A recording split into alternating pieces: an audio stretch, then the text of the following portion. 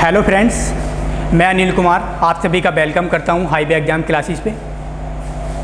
तो प्यारे दोस्तों, इस सीरीज़ में हम करा रहे थे यूपीएसआई के प्रीवियस ईयर जो भी 2017 में एग्ज़ाम हुआ था, उसमें जितने भी मैथ के क्वेश्चन हैं इस सीरीज़ के माध्यम से हम करा रहे थे। और बहुत दिनों से ये क्लास नहीं हो पाई क्योंकि कुछ दिक्कत आ गई, तो इसलिए हम क्लास को नहीं कर पाए। अब ये क्लास रेगुलर रहेगी। और मैं एक और इम्पोर्टेंट आपको सूचना बता दूं कि हमारा लाइव सेशन स्टार्ट हो गया है। तो हम अब ज़्यादा से ज़्यादा पढ़ाएंगे, यानी कि लाइव आके आपको पढ़ाएंगे। लाइव में क्या होगा कि आप अपने जितने भी डाउट हैं वो कमेंट के माध्यम से वहीं पूछ सकते हैं। तो और लाइव का हम टाइम आपको बता देंगे कि लाइव हम किस समय से, अभी हम या शाम में पढ़ाएंगे 8 से 9, या मॉर्निंग में, या आफ्टरनून दोपहर में पढ़ाएंगे। उसके टाइमिंग के बारे में आपको बता देंगे। तो आइए शुरू करते हैं फिर आज की क्लास। और इस सीरीज़ को हम अभी रोज़ अब 1 या 2 क्लास आपको रोज़ डेली मिलेगी, जिससे जल्दी से हम इसे जुलाई और अगस्त में इसे कवर कर लें और लगभग अगस्त या सितंबर में एसआई का एग्ज़ाम हो जाना है। और इस क्लास से आपको जो 2020 का और 21 का जो एसआई का एग्ज़ाम लगा हुआ है, इससे आपको बहुत ज़्यादा बेनिफिट होने वाला है। और इससे पता चलेगा कि आपको किस प्रकार के एसआई में क्वेश्चन पूछे गए और किस प्रकार से क्वेश्चन पूछे जाते हैं। तो आइए शुरू करते हैं देरी न करते हुए आज की क्लास को। तो आज की क्लास का पहला क्वेश्चन ये है कि अगर दिया हुआ है कि अगर a इक्वल x और x 3 की x जो है यहाँ से दिया हुआ x बिलोंग टू x 3 की एक गुणज है, और b बराबर दिया हुआ है कि x 5 की एक गुणज है। तो अगर b माइनस a एक धनात्मक पूर्णांक है तो x का कम से कम मान क्या हो सकता है। यानी कि a की जो वैल्यू है यहाँ से, अगर हम जनरली यहाँ से देखें, बहुत ही सिंपल क्वेश्चन है, आसानी से आप इसे मौखी भी कर सकते हैं। मैं बताऊंगा यहाँ से जब भी आपको ऐसा क्वेश्चन आए तो आप एकदम कैसे कर सकते हैं इस क्वेश्चन को। यहाँ से ये दे रखा है कि a की वैल्यू जो दे रखी है, a की वैल्यू यहाँ से दे रखी है, a की वैल्यू हम मान लें जो ये 3 की गुणज है, यानी कि 3x। a की जो भी वैल्यू आएगी वो 3 की गुणज होगी, यानी कि 3 दूनी फिर 6, यानी कि 3 से डिवाइड होगी वो। ऐसे ही हम बात करें किसकी, b की बात करें तो b ये 5 से किससे डिवाइड होगी, ये 5 से डिवाइड होगी, यानी कि इसे मैं लिख सकता हूँ कितना 5x। ये किससे डिवाइड होगी, 5 से डिवाइड होगी यहाँ से। तो अब मैं यहाँ से कह सकता हूँ b माइनस ए। अब इसने बोला है कि यदि b माइनस ए तुम करो तो b माइनस ए यदि हम करते हैं यहाँ से तो कितना हो जाएगा 5x माइनस का 3x, कितना आएगा 2x। अब यहाँ से x की इसने बोला है कि x की ऐसी वैल्यू पुट करो, x की ऐसी वैल्यू पुट करो जिस पर ये जो आए बार बार b माइनस ए निकालें, ये हमेशा कैसा आए, पॉजिटिव आए, धनात्मक पूर्णांक आए। पॉजिटिव यानी कि 1, 2, 3, 4 हमेशा ही किसमें आए, पॉजिटिव आए, निगेटिव नहीं आए। तो इसका मतलब यदि यहाँ से भाई x की वैल्यू अगर मैं रखता हूँ, मान लो x की वैल्यू मैंने यहाँ से कहा अगर मैं 1, 2, 3 डॉट। अब पहले हम 1 करके देख सकते हैं कि 1 पे ये आया, जिस पे वो आएगा वही कम से कम इसका मान हो जाएगा। अगर हम x इक्वल 1 रखेंगे, यदि x इक्वल 1 रखते हैं इसमें, तो ये कितना हो जाएगा b माइनस ए, जो b माइनस ए यहाँ से आएगा 2 गुणा 1, यानी कि कितना आ जाएगा भाई 2 आ जाएगा। अब देखो यानी कि पॉजिटिव आया, क्या अगर 0 रख के देखोगे तो 0 हो जाएगा, ठीक है। यहाँ से पॉजिटिव नहीं आएगा, धनात्मक पूर्णांक आना चाहिए, ठीक है, धनात्मक पूर्णांक। तो यानी कि b माइनस ए कितना आ जाएगा भाई 2 गुणा, यानी कि 2 कम 2, ऐसे ही हम निकालेंगे आगे। अगर हम x बराबर 2 रख के देखते हैं, यहाँ x बराबर 2 रख के देखेंगे, अगर b माइनस ए निकालेंगे हम यहाँ से तो कितना हो जाएगा भाई 2 दूनी 4, यानी कि 2 की गुणा 2 में कराएंगे कितना हो जाएगा 2 दूनी 4। तो हम देख रहे हैं बार बार पॉजिटिव आ रहा है, यानी कि यहाँ से निकलने के बाद जो x बराबर 1 पे हमने देखा ये 2 आया, x बराबर 2 पे देखा ये 4 आया, x बराबर 3 पे देखेंगे 6 आएंगे। यानी कि बार बार यहाँ से जो पॉजिटिव वैल्यू आई है कितनी आई है, पॉजिटिव 2, 4, 6। मतलब ये कैसे है, धनात्मक पूर्णांक। कैसे पूर्णांक है, धनात्मक पूर्णांक। और जो धनात्मक पूर्णांक है ये, ठीक है, तो हम कह सकते हैं। अब इसने क्या पूछा है कि x का कम से कम मान क्या हो सकता है। तो x का कम से कम मान क्या हो सकता है, छोटे से छोटा। अगर वो हमसे पूछता कम से कम मान पूछा है तो कम से कम x का कितना मान, यानी कि छोटे से छोटा कौन सा मान रख रहे हो जिस पर ये पूर्णांक क्या आ रहा है, धनात्मक। तो x का क्या हो जाएगा, यानी कि x का 1 मान रख रहे हैं, यानी कि ऑप्शन नंबर बी क्या हो जाएगा, राइट आंसर हो जाता है भाई। अगर हमसे पूछता है कि x का अधिकतम मान बताओ जिस पर ये पूर्णांक धनात्मक हो, तो अधिकतम की हम बता नहीं सकते, तो अधिकतम तो इनफाइनाइट हो जाता है भाई, अनंत तक हमें पता नहीं। यानी कि जितने भी अंक यहाँ से आ रहे हैं सब पे ही क्या है, पूर्णांक धनात्मक है। तो कम से कम हमसे पूछा गया तो कम से कम हमारा आंसर हो गया, यानी कि 1 ऑप्शन क्या हो जाएगा, राइट आंसर हो जाता है, ठीक है। तो चलते हैं फिर आगे भी नेक्स्ट क्वेश्चन पे। क्वेश्चन नंबर 2 भाई हमें दिया हुआ है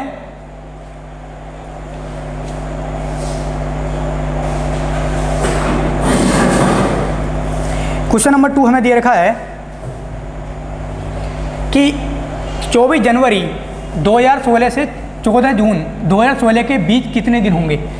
24 जनवरी 2016 से, अब देखो क्या पूछा है उसने पूछा है 24 जनवरी 2016 से, और इनके बीच पूछा है, ध्यान रखना 24 जनवरी 2016 से इसके तो बाद आना चाहिए, इसके बाद, और इससे 14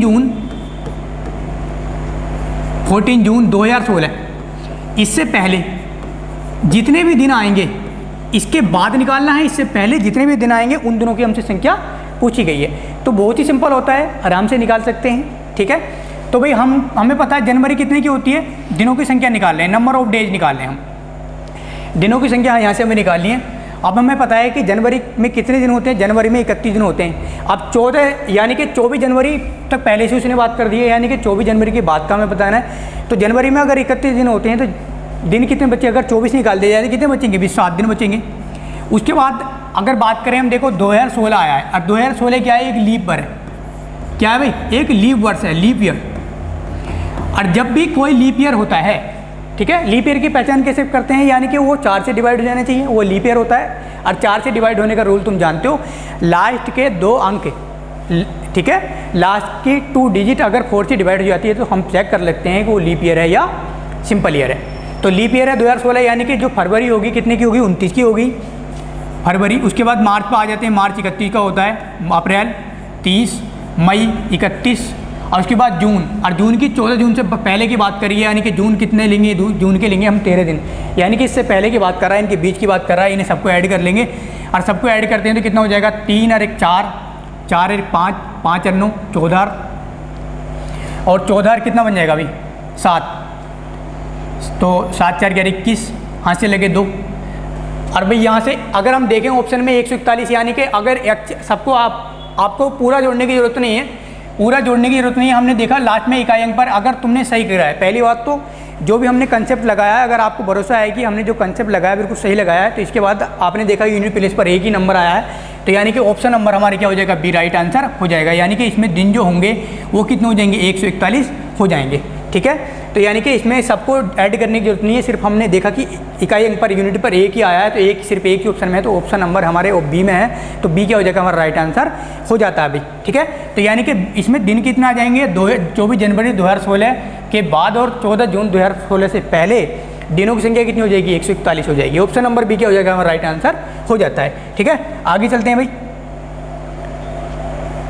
क्वेश्चन नंबर 3। तो तुम देख रहे हो ये क्वेश्चन मतलब ऐसे क्वेश्चन है जो, और ये सारे क्वेश्चन वो हैं जो सारे एसआई के क्वेश्चन सेट में जो 2020 का पेपर आप उठा सकते हैं। 2017 में जितने भी क्वेश्चन यहाँ से पूछे गए हैं वो सब हम इसे कवर करा रहे हैं, बाहर से कोई भी क्वेश्चन नहीं लिया गया है। तो भाई ये क्वेश्चन हमें दिया गया है, इसे मैं थोड़ा नीचे कर देता हूँ भाई। रघु ने 5/4 के बजाय 4/5 से एक संख्या को गुणा किया, तो गणना में प्रतिशत त्रुटि कितनी होगी। रघु ने 5/4 के बजाय 4/5 से एक संख्या को गुणा किया, तो भाई हमें अगर एक संख्या थी, मान लो यहाँ से 5/4 के बजाय पहले 5/4 से गुणा करता, बाद में 4/5 से गुणा कर दी भाई, तो अब हम संख्या मान लेंगे। यहाँ से संख्या कैसे मानेंगे, मैंने संख्या मानी यहाँ कितनी, 20। क्यों मानी भाई, देखो संख्या 4 और 5 का क्या ले लिया मैंने, एलसीएम ले लिया। 4 और 5 का क्या करेंगे भाई, एलसीएम ले लेंगे हम यहाँ से। 4 5 का एलसीएम कितना आ जाएगा, 4 5 का एलसीएम आया 20। तो हम संख्या ऐसी माने कि जो दोनों नंबर से क्या हो जाए भाई, डिवाइड हो जाए। ध्यान रखें,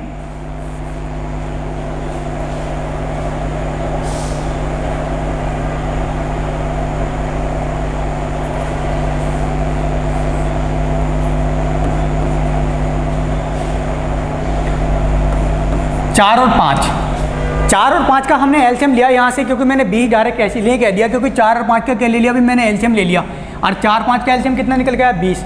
यानी कि हम उस नंबर को ऐसा माने भाई जो दोनों नंबर से क्या हो जाए, डिवाइड हो जाए आसानी से, तो दोनों का वो नंबर वो होगा और दोनों का एलसीएम होगा, जो आसानी से दोनों से डिवाइड हो जाएगी। तो हम यहाँ कैलकुलेशन में हमें क्या होती है, दिक्कत नहीं होती है। तो मैंने उस संख्या को भाई 20 मान लिया। अब मैंने क्या करा दी, इसकी 20 से गुणा करा दी, ठीक है। तो ये कितना नंबर हो जाएगा, 4 5 20, तो ये कितना बन गया, 4 5 5 25, और ये 5 चौक 20, ये नंबर कितना बन गया अभी 16, ये नंबर 25, ये नंबर 16 दिया, यानी कि भाई कितना अंतर आ गया इसमें, 9 का अंतर आया। और 9 का अंतर आया, इसने मुझे संख्या में कितने संख्या को गुणा किया जाए ताकि गणना में प्रतिशत त्रुटि हमें निकालनी है। तो त्रुटि किस पे निकालेंगे, पहले वाले पे निकालते हैं भाई, और गुणा 100, तो 25 चौक 100, 9 चौक कितना आ जाएगा भाई 36%। तो गणना में कितने प्रतिशत की त्रुटि आई, 36% की। तो ऑप्शन नंबर बी क्या हो जाएगा, हमारा राइट आंसर हो जाएगा। तो बहुत ही सिंपल क्वेश्चन है, ठीक है, आराम से इजीली किया जा सकता है, ठीक है। आगे चलें भाई फिर क्वेश्चन नंबर 4। क्वेश्चन नंबर 4 हमें दिया गया है कि एक 3 किलोमीटर की दौड़ में x 22 से 60 मीटर की दूरी से या 5 सेकंड से हरा देता है, और ज्ञात कीजिए कि x द्वारा दौड़ को पूरा करने में कितना समय लगेगा। ठीक है, क्या कहा गया भाई, 3 किलोमीटर की दौड़ में x y को 60 मीटर की दूरी, या देखो 60 मीटर की दूरी, 60 मीटर की जो दूरी दे रखी है मुझे 5 सेकंड के ही बराबर दे रखी है। उसने बोला है कि 60 मीटर की दूरी है 5 सेकंड से हरा देता है। इसका मतलब मैं ये कह सकता हूँ कि 60 मीटर की दूरी बराबर है 5 सेकंड के बराबर, जो 5 सेकंड में दूरी कितनी करता है 60 से, ठीक है 60 मीटर। तो यहाँ से मैं निकाल लूँगा, तो y की चाल यहाँ से निकाल लूँगा भाई, y की चाल, यानी कि y की चाल निकाल लेंगे। y की चाल कितनी निकल आएगी, यानी कि यहाँ से 60 मीटर की दूरी को कितने सेकंड में पार कर रहा है, 5 सेकंड में। अब 5 सेकंड में, यानी कि यहाँ से इसकी चाल कितनी है, 12 पंजे 60, यानी कि 12 मीटर प्रति सेकंड। चाल कितनी आ गई, 12 मीटर प्रति सेकंड की चाल से अगर 5 सेकंड में वो 60 मीटर की दूरी तय कर लेता है। अभी अगर बाई को मुझे करानी है कितनी, 3 किलोमीटर की दूरी की मैं बात करूं तो 3 किलोमीटर 12 की चाल से कितना समय लेगा भाई, 3 किलोमीटर की दूरी को तय कराने में, 3 किलोमीटर की दूरी को तय कराने में बाई कितना समय लेगा भाई, बाई जो टाइम लेगा, यहाँ से बाई का टाइम निकाल लेंगे, यहाँ से कितना टाइम लगेगा।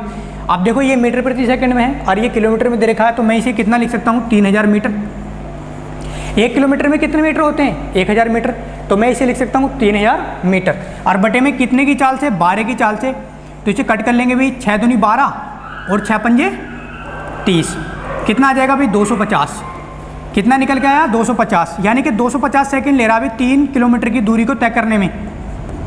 वाई कितना समय ले रहा है, यानी कि बाई ले रहा है 250 सेकंड एक 3 किलोमीटर की दूरी तय करने में। अब इसने बोला है, साफ साफ क्वेश्चन में दिया हुआ है कि एक्स 3 किलोमीटर की दूरी में बाई से जो समय लेता है वो कितना लेता है, 5 सेकंड कम लेता है भाई।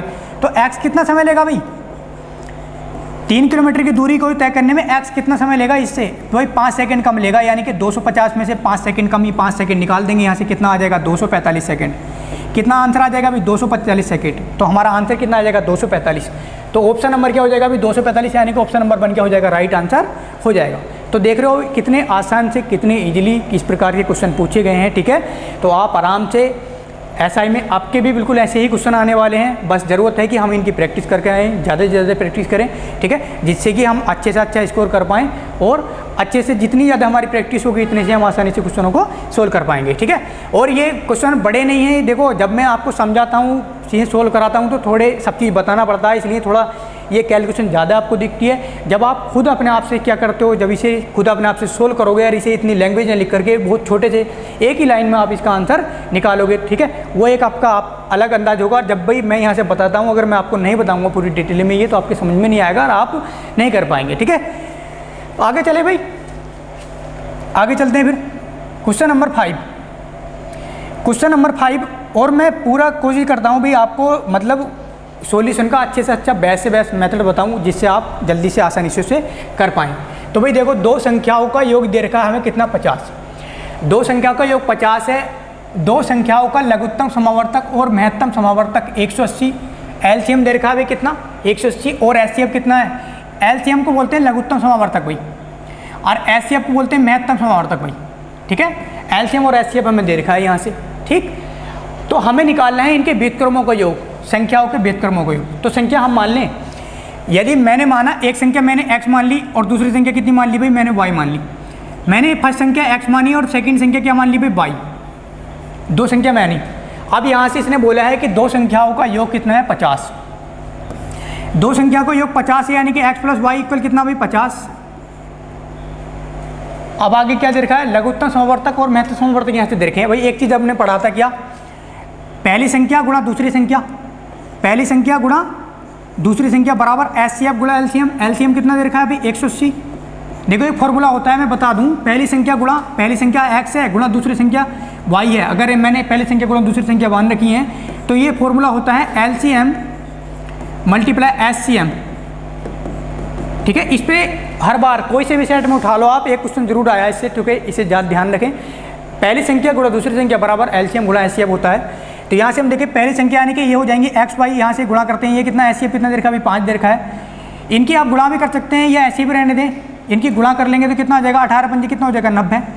कितना हो जाएगा 18 पंजे, देखो सिर्फ नंबर की गुणा करो, 18 पंजे 90 और 1 जीरो ऐसी है 900 आ जाएगा। ठीक है, यहाँ से हमें निकालना है व्युत्क्रमों का योग,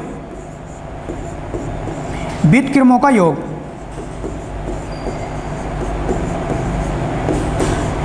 व्युत्क्रमों का योग निकालना है यहाँ से। अब व्युत्क्रमों का योग निकालेंगे तो व्युत्क्रम का मतलब है उल्टा 1/x r/1/y तो इक्वल। अब देखो एलसीएम लूंगा, इसका में कितना आ जाएगा, एलसीएम एक्स वाई आ जाएगा और ऊपर कितना आ जाएगा y प्लस एक्स। कितना आ जाएगा y प्लस एक्स लिखा हो या x प्लस वाई, है तो दोनों प्लस में भाई। तो इसकी वैल्यू कितनी दे रखी है भाई, इसकी वैल्यू है 50। इसकी वैल्यू कितनी दे रखी है भाई 50 दे रखी है, बटे ये कितना निकाला था अभी हमने। देखो अगर गुणा करते, अगर मैं 180 और गुणा 5 ऐसी लिखता तो और भी ज़्यादा आसान था, क्योंकि 1 जीरो से 1 जीरो कट कर देता और 5 से 5 तो कितना आ जाता भाई 1/18। कितना आ जाता भाई 1/18। तो व्युत्क्रमों को ये कितना आ गया 1/18। तो ऑप्शन नंबर बी क्या हो जाएगा, मेरा राइट आंसर हो जाएगा। ठीक है, यहाँ से तो बहुत सिंपल था। ठीक है, आराम से कर सकते थे। ठीक है, आगे चले भाई, चलते हैं फिर आगे नेक्स्ट क्वेश्चन पे। वो क्वेश्चन नंबर 6 पे चलते हैं भाई। Question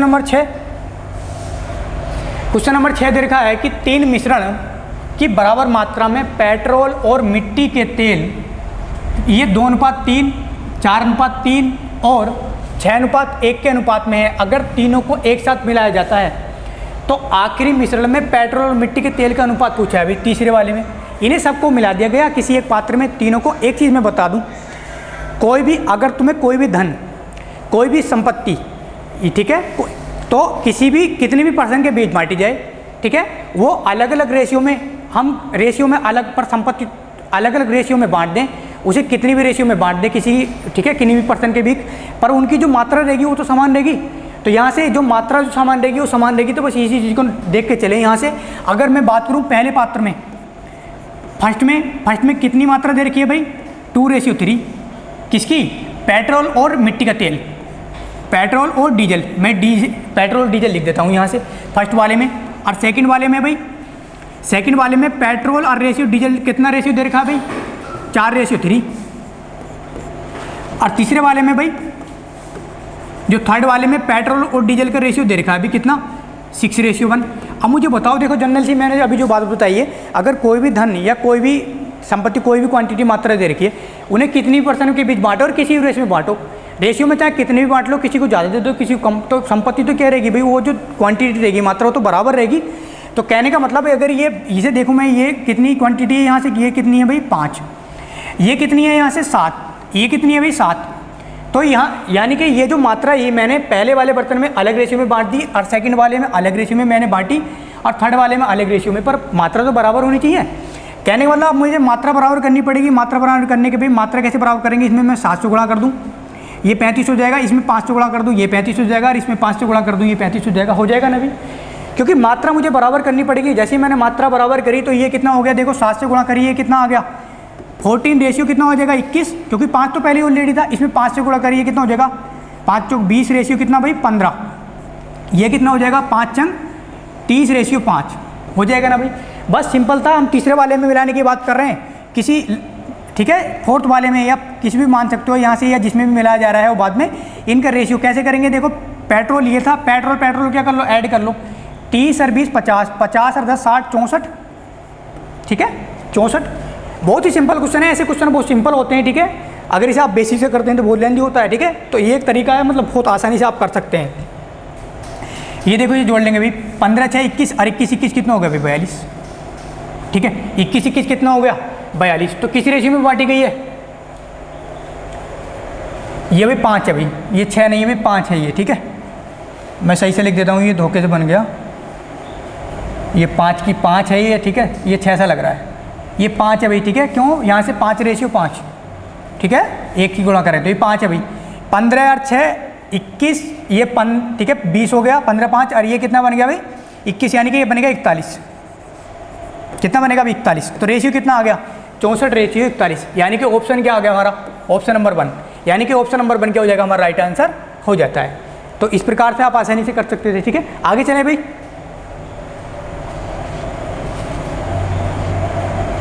question number 7, question number 7 हमें दे रखा है कि 7200 रुपये के मूलधन पर 9 महीने के लिए 50/3% की सालाना दर पर साधारण ब्याज निकालना है।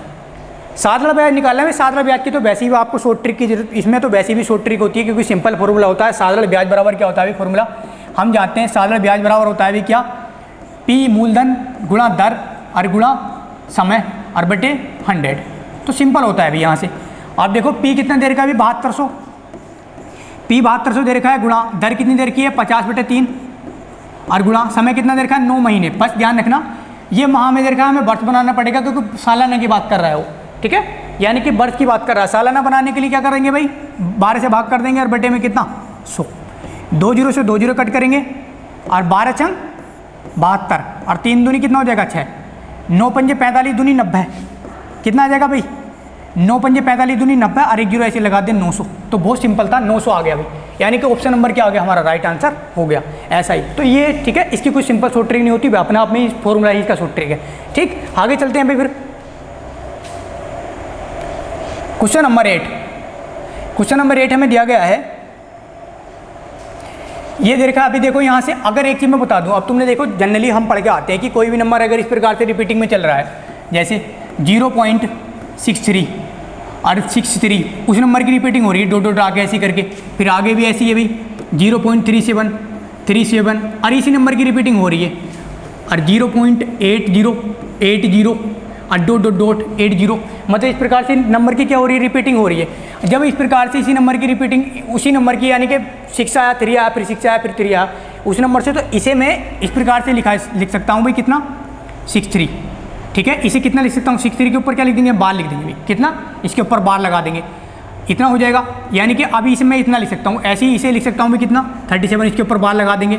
ठीक है, ऐसे ही मैं इसे लिख सकता हूँ भाई 80, इसके ऊपर बार लगा देंगे। ठीक है, और बार का मतलब है इसे अगर मैं बार हटाता हूँ तो मैं इसे इतना लिख सकता हूँ भाई कितना, अगर 2 संख्या के ऊपर बार लिखा है तो दोनों के ऊपर नीचे क्या आ जाएगा 2 बार 9 लगेगा नीचे, ये हम जनरली जानते हैं। ऐसे ही अगर 2 के ऊपर बार लगाए तो इसके नीचे भी क्या इतना आएगा 2 बार 9 आएगा भाई, इसके ऊपर बार लगाए 2 के ऊपर तो इसके भी नीचे कितना आएगा भाई 9 9 आ जाएगा, 2 बार 9 आएगा। ठीक है, तो सबका एलसीएम कितना आ गया भाई, सबके नीचे 9 9 है, सबके नीचे 9 9 है, सबको ऐड कर लेंगे, ऐड करेंगे 7 3 10, 10 का 0 हासिल लगा 1 हो जाएगा भाई 6 3 9 8 17, कितना हो जाएगा भाई देखो 8 3 11 और 6 17 और 1 हासिल का कितना हो गया 18, 180 इतना आ गया भाई। ठीक है, अब यहाँ से देखो जनरली 9 9 इसे कट नहीं करना है क्योंकि हमें इस फॉर्म में आंसर लेकर आना है। अब देखो जनरली ये कब आता है 180 कब आता है, यानी कि 9 9 नीचे कब लगा होता है यार 0 लगा है। देखो ये जनरली जब आता है, देखो हम पढ़ते हैं, जैसे मान लो ये अगर इतना लिखा होता 1.81 लिखा होता, इसका मतलब ये होता इसके ऊपर बार लगा होता, इसका मतलब ये होता कि मैं इसे 181 में से ये वाला जिसके ऊपर बार लगा हुआ नहीं है इसमें से क्या करता 1 को मैं माइनस करता, जिसके ऊपर संख्या के ऊपर बार लगा है, जितने 2 संख्या के ऊपर बार लिखा है तो इनका तो लिखता 9 9, और यहाँ से और जिसके संख्या के ऊपर बार नहीं है उसका क्या आता 0 नीचे आता, कितना आता 0। यहाँ से अगर ये इतना होता पॉइंट नहीं होता, अगर पॉइंट लगा हुआ है इसका मतलब नीचे 0 नहीं आएगा। अब तो इसका मतलब ये होता कि मैं इसे 180/99 लिखता, क्या लिखता भाई 180/99, बिल्कुल एज इट इज। ठीक है, तो इसलिए हम यहाँ 0 लगा हुआ है, इसलिए इसे हम इस फॉर्म में लिखेंगे 1.81, मैं इसे इतना लिख सकता हूँ 1.81 और 81 की रिपीटिंग चल रही है यहाँ से, यानी कि मैं इसे कह सकता हूँ कितना 1.81 की रिपीटिंग चल रही है, यानी कि मैं इसे कितना लिख सकता हूँ देखो यहाँ से। अब आंसर देखें इस फॉर्म में, क्या इस फॉर्म में आंसर हमें दे रखा है यहाँ से।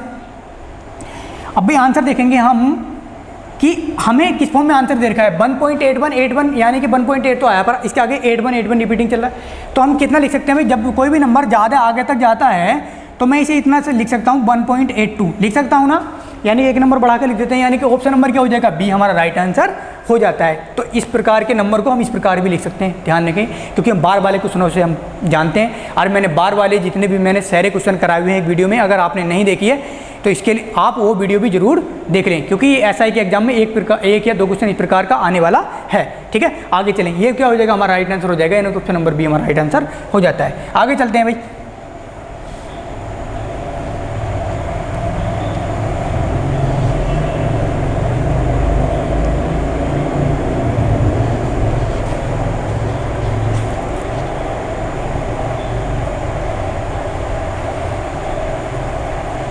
पेज कंप्लीट हो गए भैया इसमें हैं? दोबारा से? अच्छा, ये डिलीट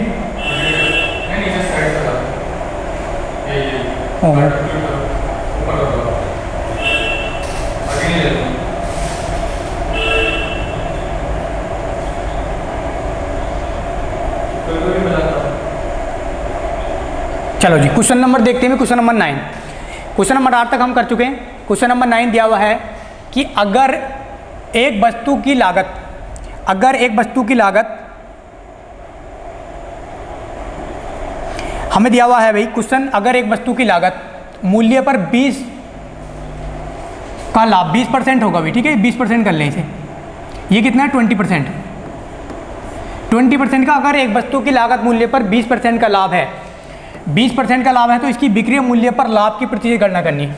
यानी कि देखा है कि अगर किसी वस्तु की लागत मूल्य है उस पर 20% का लाभ होता है, तो भाई सिंपल से क्वेश्चन है, अगर मान लो किसी वस्तु की लागत मूल्य 100 रुपये मान के चल लो, अगर किसी वस्तु की लागत मूल्य हमने कितना मानी, इसमें 100 रुपये है, ठीक है, 100 रुपये, किसी वस्तु की लागत मूल्य 100 रुपये है, अगर उस पर 20% का लाभ होता है, तो यानी कि जो एसपी बनेगा, जो एसपी रहा होगा मेरा कितना रहा होगा, 120 रहा होगा। सिंपल सी बात है यार।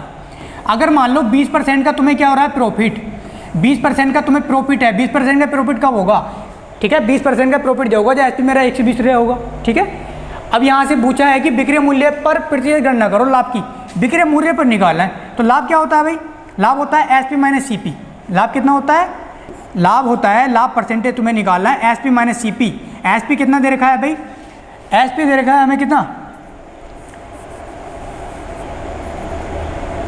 भाई, एसपी दे रखा है 120, तो कितना, यानी कि 20 अपॉन किस पे निकालना है, एसपी पे निकालना है, 120 और गुणा कितना 100।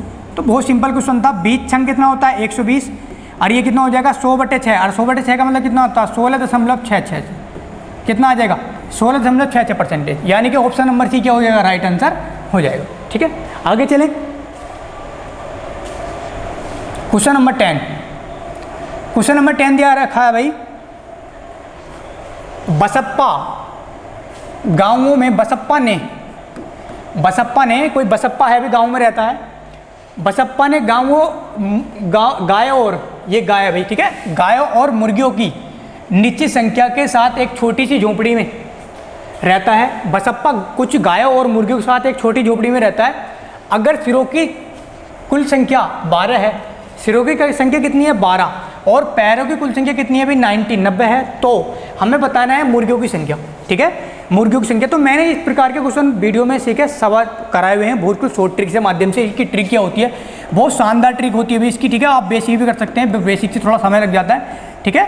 तो इसकी ट्रिक मैंने बताई हुई है बहुत सिंपल, कैसे कि आपको यदि यहाँ से दिया हुआ है, ठीक है, कितना दे रखा भाई, यहाँ से अगर सिरों की संख्या कितनी दे रखी है 12, सिरों की संख्या कितनी दे रखी है 12, और टोटल हमारे पास इसके यानी कि पैरों की संख्या कितनी है सबके 90, पैरों की संख्या कितनी है 90 दे रखी है। यहाँ से अगर पैरों की बात करें, अगर यहाँ से मुर्गी की बात करें हैन और गाँव, ठीक है, गाँव की बात कर रहे हैं, अगर मुर्गी के पैर होते हैं कितने भाई 2, और गाय के पैर कितने होते हैं 4, और 4 को मैं इस फॉर्म में लिख सकता हूँ 2 + 2, ठीक है। यहाँ से क्या करोगे आप, यानी कि सिरों की संख्या को ऐसे करके ऊपर लिख लिए मैंने, लिखने के बाद हैन मुर्गी और ये सीक काऊ, यानी कि गाय की बात कर रहा हूँ। अब मुर्गी के कितने पैर होते हैं भाई 2, और गाय के कितने पैर होते हैं 4, तो मैंने इसे 2 + 2 करके लिख लिया। फिर मैंने इसके 2 जो एक्स्ट्रा हैं, यानी कि 2 जो एक्स्ट्रा हैं इसके 2 गुणा गाय के 2 गुणा 12, इसकी मैंने 2 की 12 से गुणा कराएंगे, 12 दूनी कितना हो गया 24, कितना हो जाएगा भाई 12 दूनी 24, यहाँ से 12 दूनी 24 हो जाएगा। अब 24 क्या करेंगे भाई, यहाँ से जितनी पैरों की संख्या थी यहाँ से, इसमें से हम क्या करेंगे, इसे माइनस कर लेंगे भाई, 24 इसे माइनस कर लेंगे यहाँ से, तो कितना आ जाएगा देखो 10 में से 4 जाएगा तो 6 बचेगा, और यहाँ कितना बचा अभी 8, 8 में से 2 जाएगा तो कितना बचेगा अभी 6, कितना बच जाएगा 6।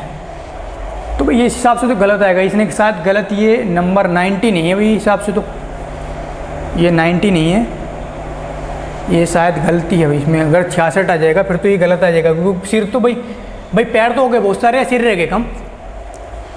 तो ये है भाई यहाँ से अगर हम बात करें, इसे भाई सही कर लेना, ये शायद 30 होगा भाई, ठीक है, इसे 30 कर लेना, ये यहाँ 30 है भाई, ठीक है, फिर तो गलत हो जाएगा भाई। 30 पर आ जाएगा क्या, 30 पर हम निकालेंगे 10 में से 6 जाएगा तो एक, यहाँ से कितना बचेगा, और यहाँ कितना बचेगा 3, यहाँ 2 बच जाएगा, नहीं भी 40 हो गया है ना, 40 करो, 40 करेंगे भाई, ठीक है, 40 पर बिल्कुल करेक्ट आ जाएगा भाई, इसे 40 कर लेना भाई, क्योंकि ये तो भाई अब तो बहुत सारे हो गए ना, ये सिर बहुत सारे, सिरों की तुलना में पैर बहुत सारे हो गए यार, इतने पे तो आ भी नहीं पाएगा यानी संख्या निकल के, सिर तो बहुत थोड़े से रह गए। अच्छा सिर थोड़े से रह गए, कैसे निकाल सकते हैं फिर, हैं, ठीक है, तो इसे कितना कर ले भाई 40 बिल्कुल एग्जैक्ट निकल के आ रहा है भाई, इसे 40 कर लें ना। अब 40 से हम निकालेंगे तो कितना बचेगा, देखो 40 से ये हम निकालें तो कितना बच जाएगा यहाँ से, चलो मैं दोबारा लिख देता हूँ ना एक बार, देखो पहले मैंने क्या करा, दोबारा मैं एक बार समझा देता हूँ। पहले 12 सिरों की संख्या को यहाँ लिखोगे, अगर मुर्गी और एक तरफ काऊ लिख लोगे, लिखने के बाद यहाँ से इसके 2 पैर होते हैं, इसके 4 पैर को मैं 2 ऐसे करके लिख सकता हूँ भाई। अब यहाँ से मैं 2 के गुणा जो बचे हुए हैं ना इसके एक्स्ट्रा 2 तो बराबरी पूरी कर, यहाँ से ये बराबरी है, ठीक है, इसका मतलब यानी कि 2 + 2 और 2 की गुणा 12 में कराएंगे 24, ये 24 निकल गया, इसे हम घटाएंगे किस में से 40 में से, 40 में से माइनस करेंगे 24 को, अब 24 में माइनस करेंगे तो कितना बचेगा अभी 16। अब 16 ये, अब ये किसकी संख्या बची होगी, ये बची होगी काऊ की, ध्यान रखें ये 2 की वैल्यू है, जो काऊ के 2 पैर जो बचे हैं ये इसके बराबर होगा भाई, 2 की वैल्यू 16 है तो 1 की वैल्यू कितनी आ गई भाई 8, 1 की वैल्यू 8 आ जाएगी, तो ये संख्या कितनी आई गाय की, ध्यान रखने, जिसके 4 पैर हैं, गायों की संख्या आ गई, गायों की संख्या कितनी है 8। अगर मुर्गी की संख्या पूछता है, अगर टोटल सिर्फ 12 थे तो मुर्गी की संख्या कितनी हो जाएगी भाई, हैन कितनी हो जाएंगी, 12 में से घटा देंगे कितना, काऊ की संख्या को कितना बचेगी भाई 4, तो मुर्गी की संख्या कितनी आ गई 4, ऑप्शन नंबर क्या हो जाएगा डी हमारा राइट आंसर हो जाएगा, अगर हमसे मुर्गी की संख्या पूछेगी। ये एक बहुत शॉर्ट ट्रिक होता है जिसे आप बिल्कुल बिगर पेन चलाए भी निकाल सकते हैं, ठीक है। तो इस प्रकार से यार बेसिक आप जानते हो, बेसिक कैसे कर सकते हैं, देखो बेसिक में बता दूँ, बेसिक की अब अगर मैं बात बताऊँ, अगर गाय की संख्या को मैंने x माना प्लस मुर्गी की संख्या को y माना, सिरों तो आपस में बराबर होते हैं सबके, जब सिर आपस में बराबर होते हैं तो इनके सिर दे रखे हैं कितने 12, समीकरण नंबर 1, ठीक है। आगे पैर कितने होते हैं भाई, गाय की संख्या को हमने x मान रखा है, तो अब गाय के कितने पैर होते हैं, गाय के तो 4 पैर होते हैं भाई, तो 4x प्लस का, मुर्गी के कितने होते हैं, ठीक है 2, तो 2y और बराबर कितने हैं, यानी कि 40 है, ठीक है, समीकरण नंबर 2। अब समीकरण 1 और समीकरण 2 को विलोपन की सहायता से या प्रतिस्थापन की सहायता से आप जनरली छोटी छोटी क्लासों में करते आए हैं, 10 तक 12 तक आपने पढ़ा है, उसकी हेल्प से समीकरण 1 समीकरण 2 को सोल्व करेंगे और x और y का मान निकालेंगे, यहाँ से भी मुर्गियों की संख्या और गाय की संख्या निकल के आ जाएगी, जो इतनी ही आने वाली है, ठीक है, कर सकते हैं। आगे चले भाई, आगे चलते हैं भाई, क्वेश्चन नंबर 11। क्वेश्चन नंबर 11 दे रखा है कि एक संख्या का 50% दूसरी संख्या के 40% से एक अधिक है, अगर मूल संख्याओं के बीच का अंतर 10 है तो दोनों संख्याओं का योग ज्ञात करो। बहुत सिंपल क्वेश्चन दे रखा है भाई, एक संख्या का, मान लो एक संख्या है x, इसका 50%, इसका 50% बराबर है दूसरी संख्या के 40%, दूसरी संख्या है y, इसके 40% से कितना अधिक है भाई, एक अधिक है यहाँ से। अब परसेंटेज का 50% का मतलब 1/2 है, यानी कि x बटे कितना हो जाएगा भाई 2, 50/100 करेंगे यानी कि 50 दूनी 100 इक्वल 40% का मतलब कितना हो जाएगा भाई, देखो 40/100, 1 0 से 1 0, 2 दूनी 4, 2 पंजे 10, यानी कि कितना बनेगा 2/5, तो मैं इसे 2y/5 लिख सकता हूँ भाई, ठीक है। 40% का देखो मैं बता दूँ, जनरली भी इसे आराम से निकाल सकते हैं, 1 0 से 1 0, 2 दूनी 4 और 2 पंजे 10, यानी कि 2/5 बना भाई, 2/5 और प्लस का 1 ज़्यादा है, ठीक है। यहाँ से इसे सोल्व कर लेंगे भाई, इसे इस तरफ ले आएंगे और 5 को तो इस तरफ ले ऐसे आ जाएगा, इस तरह 5 गुणा 2, चलो पहले मैं जनरली से पूरा लिख देता हूँ भाई, ठीक है। कभी भाई कुछ बच्चों को समझ में आ जाता है, कुछ के नहीं आ पाता, ठीक है, तो वो शिकायत करते हैं, ठीक है हमारे समझ में नहीं आया, तो यहाँ से देख लो भाई, जनरली मैं बता देता हूँ और अच्छे से।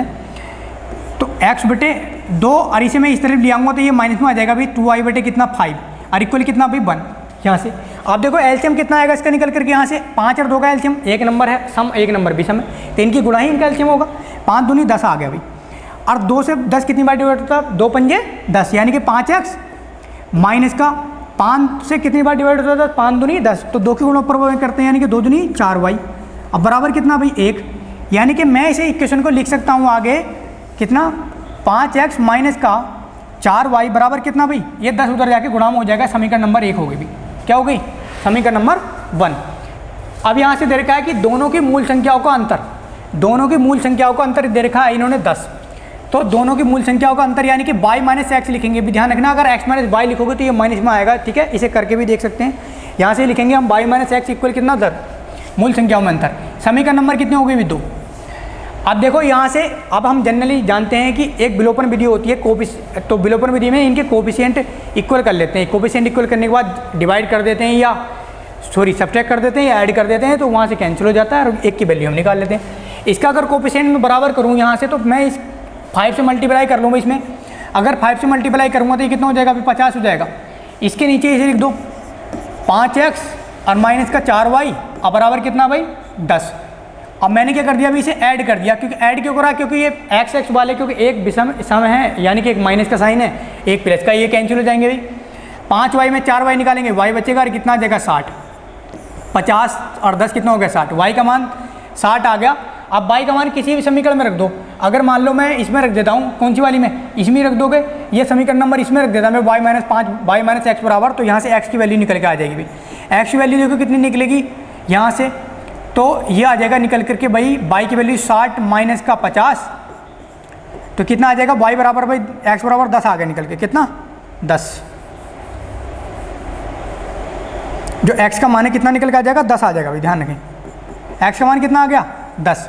इसे निकाल सकते हैं कोई से भी समीकरण में रख दें, चाहे समीकरण 1 में रख दें, चाहे 2 में रख दें, 10 आगे निकल के। हमसे पूछा गया दोनों संख्या का योग।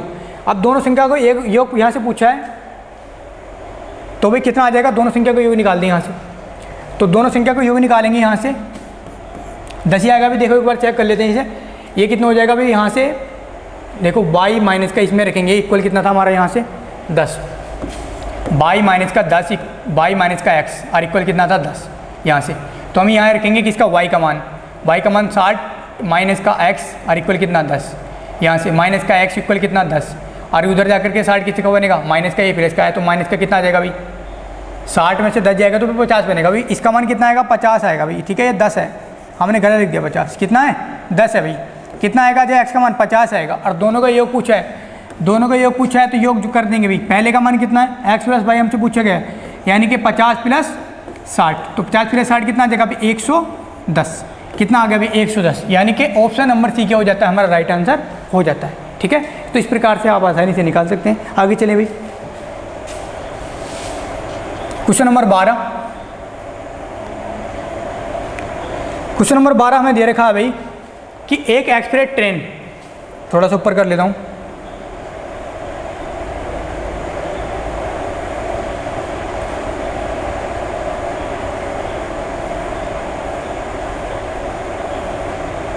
इतना ही है भाई, चलो इतना ही सोल्व कर लेते हैं भाई, ओपन नहीं हो रहा है ये। एक एक्सप्रेस ट्रेन 90 मिनट में एक निश्चित दूरी तय करती है। अगर यह 48 किलोमीटर प्रति घंटे 48 किलोमीटर प्रति घंटे की रफ्तार से चलती तो सफ़र को तय करने में 40 कम मिनट लेती हो। तो यहाँ तक ना सफ़र को तय करने में 40 कम मिनट तक लाने के लिए बोला है कि अगर इसी स्पीड से, किसी स्पीड से चलोगे, उसे 40 मिनट तक लाने के लिए किस रफ्तार से दौड़ाना होगा। यानी कि मैं चाल को कितना बढ़ा दूँ वहाँ से जो 40 मिनट में मैं उस सफ़र को तय कर सकूँ, ठीक है। ये हमसे पूछा गया है जनरली। तो देखो भाई, पहले अगर 90 मिनट में एक निश्चित दूरी को तय करती है और 48 की स्पीड से तय करती है, तो पहले क्या निकाल लूँगा यहाँ से? दूरी। और दूरी क्या ऐसे निकालते हैं? पहले हम निकालेंगे क्या? डिस्टेंस। डिस्टेंस निकालेंगे, डिस्टेंस बराबर होता है चाल गुणा समय। चाल है 48 और गुणा समय कितना है भाई? 90 मिनट। 90 मिनट को घंटे बना लेंगे, ठीक है। 1 0 से 1 0, 6 कितना 48, 9 कितना हो गया 72 किलोमीटर प्रति घंटे की स्पीड से चल रही है भाई पहले ट्रेन, ठीक है ना। 72 किलोमीटर की दूरी, किलोमीटर प्रति घंटे नहीं, किलोमीटर की दूरी, इतनी दूरी तय कर रही है 48 की स्पीड से 90 मिनट में। 48 की स्पीड से 90 मिनट में कितनी दूरी तय कर रही है? 72 किलोमीटर। 72 किलोमीटर की दूरी तय कर रही है। अब उसने कहा है कि 40 मिनट तक, यदि मुझे 40 मिनट तक में तय करना है 72 किलोमीटर का सफ़र, 40 मिनट में तय करना है 72 किलोमीटर का सफ़र, तो कितनी यानी कि किसी स्पीड से चलाना होगा, स्पीड निकालनी है। अब की बार स्पीड कैसे निकालते हैं, स्पीड निकालने के लिए चाल बराबर दूरी बटे समय, दूरी कितनी है 72, ठीक है, और समय कितना है भाई 40 मिनट, और 40 मिनट को क्या बनाएंगे घंटे, तो 1 0 से 1 0, 18 चौक कितना होता है 72, 18 से कितना आ गया 108, 108 की स्पीड से चलानी पड़ेगी भाई आपके, 108 किलोमीटर पर आवर। कितने की स्पीड से चलानी पड़ेगी, 108 की स्पीड से चलानी पड़ेगी, यानी कि ऑप्शन नंबर 4, अरे ये 108 डबल बार हो गया है, ठीक है, ऑप्शन नंबर 4 है 108 किलोमीटर प्रति घंटे के हिसाब से चलानी पड़ेगी भाई, ठीक है, ये किलोमीटर प्रति घंटा है, ये गलत लिख गया है, ठीक है, किलोमीटर प्रति घंटा। यानी कि अगर मैं 72 किलोमीटर की दूरी को अगर मैं किस चाल से तय करूं, 40 मिनट में आऊं तो अब 108 की स्पीड से चलाऊंगा, ठीक है। आगे चले भाई, तो शायद आज की क्लास में इतने ही क्वेश्चन थे भाई, ठीक है। तो आज की क्लास का आपको सेशन कैसा लगा, इसके कमेंट बॉक्स में लिख के आप हमें बता सकते हैं, और यदि आपको हमारा सेशन अच्छा लगा हो, ठीक है, तो आप इसे लाइक करें, शेयर करें, और भाई इस सीरीज़ में हम इस सीरीज़ को ऐसे ही बरकरार रखेंगे और ज़्यादा कोशिश करेंगे कि आपको ये जितने भी 2020 में जो SI का एग्ज़ाम होने वाला है, 2021 में जो 2017 के जितने भी क्वेश्चन थे, इनसे रिलेटेड आपको एक से एक बेस्ट कंसेप्ट के साथ आपको सारे सॉल्यूशन इसमें सीरीज़ में सब क्वेश्चन हम आपको करा दें। और अब हमारा लाइव सेशन भी स्टार्ट हो गया है, तो हम लाइव आकर के आपको ज़्यादा से ज़्यादा लाइव आकर पढ़ाएंगे, और एक दिन में कम से कम 2 क्लास आपको प्रोवाइड कराएंगे, जिससे और आपको मैथ के अलावा और भी सब्जेक्ट पढ़ना है, जैसे रीजनिंग वगैरह, तो मैथ के लिए भी पर, ठीक है। पर ये सब्जेक्ट ऐसा है, देखो एक चीज़ मैं SI के लिए बता दूं, आप हिंदी और रीजनिंग और मैथ, ये 3 सब्जेक्ट ऐसे हैं, अगर आप इसमें पकड़ अच्छे से बना लेते हैं तो आप बिल्कुल SI का, ठीक है, तो आप एक अच्छा स्कोर कर सकते हैं। और GS तो देखो, GS का तो हमें पता नहीं, ठीक है, GS में लगभग हमें सिर्फ पास ही हो जाएं, तो यहाँ से, क्योंकि GS एक ऐसा पोर्शन है जिसका मतलब कुछ नहीं पता कहाँ से क्या आ जाए, ठीक है, तो ज़्यादातर कमांड किस पे रखें, इस पर, तो मैथ के साथ साथ क्या और सब्जेक्ट भी पढ़ते रहें, ठीक है। तो मिलते हैं आपको नेक्स्ट क्लास में इसी उत्साह उमंग के साथ, और टेक केयर, बाय बाय, ध्यान रखिए अपना, ठीक है, थैंक यू।